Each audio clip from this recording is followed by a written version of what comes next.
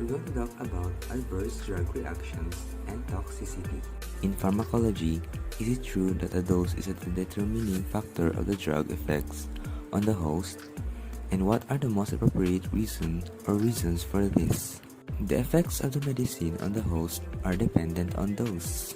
The bioavailability of a medication affects its effects, which in turn depend on the dosage. Drug selectivity induces the desired reaction at therapeutic dosages, but at greater concentrations. The selectivity is lost and toxicity or undesirable effects result. Indeed, dose is a determining factor of the drug effects on the host. Again, I am Mark, and don't forget, huwag mahihiyang magtanong.